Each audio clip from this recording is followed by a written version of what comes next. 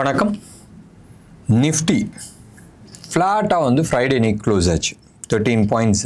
Intraday swing வந்து ஹெவியாக இருந்துச்சு. க்ளோஸ் டு அபவுட் 100 பாயிண்ட்ஸ்னு வச்சிங்களேன், 97 பாயிண்ட்ஸ்னு வச்சிங்களேன், லோ டு ஹை. நான் வந்து சொல்கிறது ஃபியூச்சர்ஸு.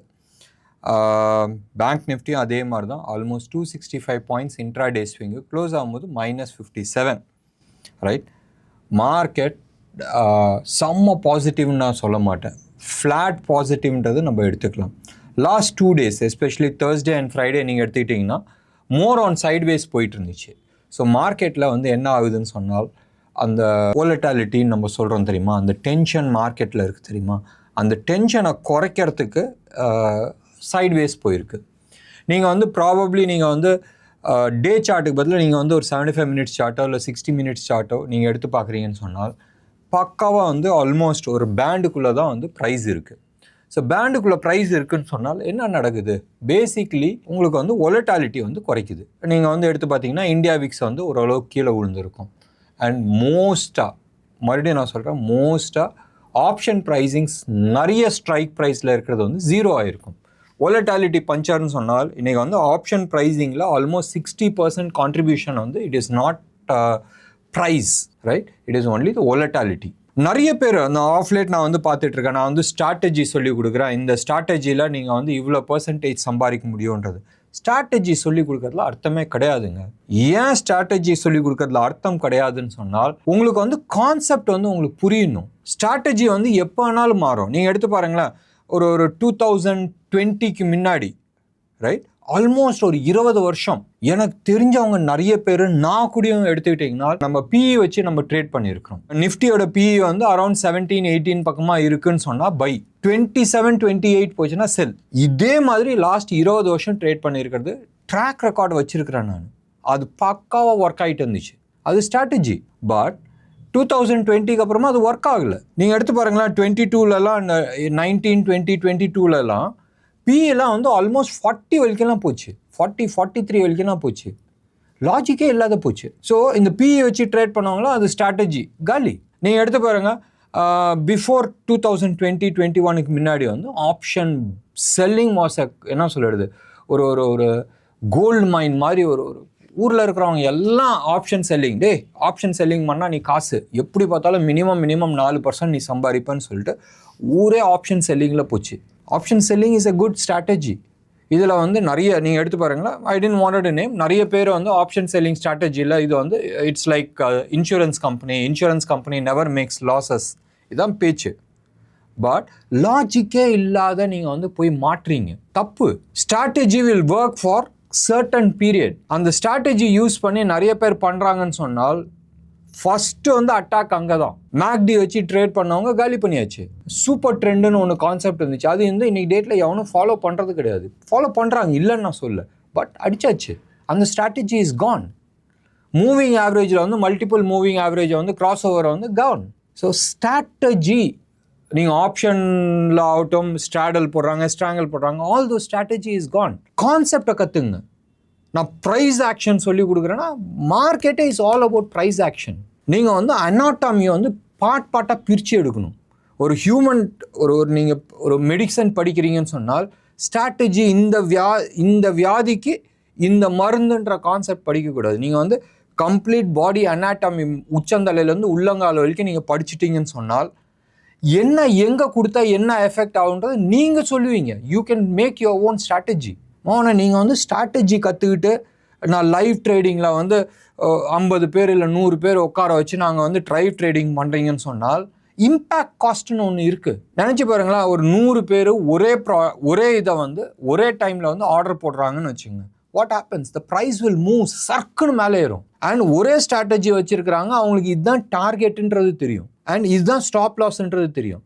எனக்கு அந்த ஸ்ட்ராட்டஜி பற்றி அது ரிவர்ஸ் இன்ஜினியரிங் பண்ண முடியும். எங்கள் ஆஃபீஸ்க்கு வாங்க, நான் உனக்கு காட்டுறேன், ஒரே ஒரு ஸ்டாக்கை காட்டுங்க, அது ரிவர்ஸ் இன்ஜினியரிங் என்ன பண்ண முடியுன்றது நான் சொல்ல முடியும்.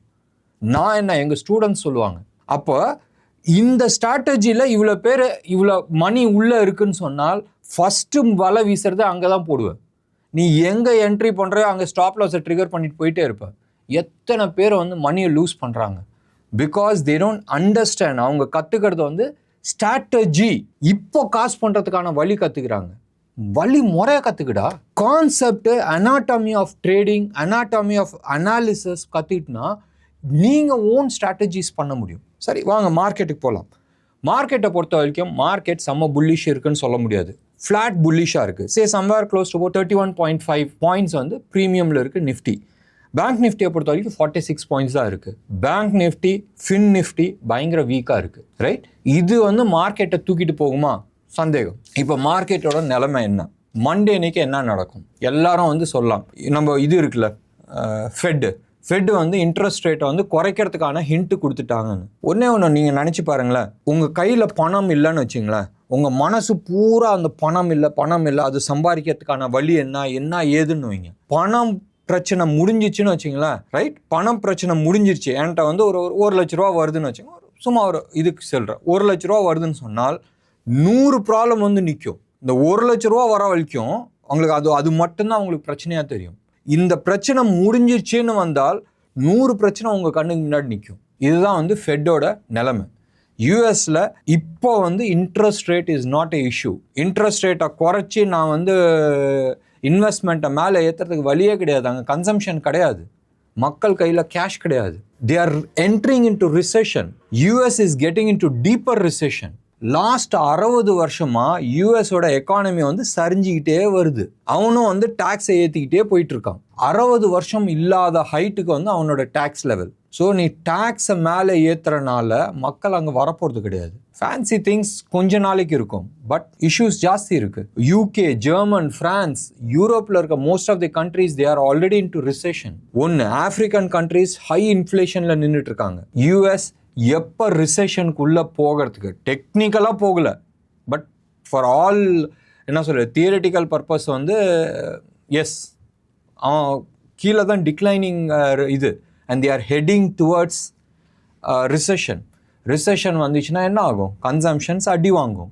நீ என்ன தான் இன்ட்ரெஸ்ட் ரேட் கம்மி பண்ணாலும் மேலே தூக்கிறதுக்கான சான்சஸ் ரொம்ப கம்மி. சரி, இப்போ நம்ம மார்க்கெட்டுக்கு வரலாம். நம்ம மார்க்கெட்டோட உச்சம், ரைட், க்ளோஸ் டு அபவுட் இப்போ க்ளோஸ் ஆகிருக்கிறது வந்து 24,854. இதுதான் வந்து லெவல்.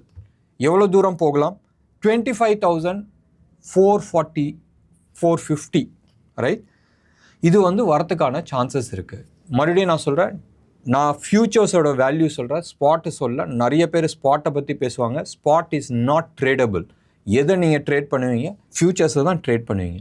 25,430, 440 இதான் வந்து இலக்கா இருக்குது. And most likely if every thing cos as per schedule நீங்கள் எடுத்துக்கிட்டிங்கன்னா மோஸ்ட் லைக்லி 29th இது அச்சீவ் ஆகிறதுக்கான சான்சஸ் இருக்குது. எக்ஸ்பைரி 29th வந்து எக்ஸ்பைரி டேட். அது வந்து ஒரு நியூ ஹையாக இருக்கும், ரைட், நியூ ஆல் டைம் ஹையாக இருக்கும்.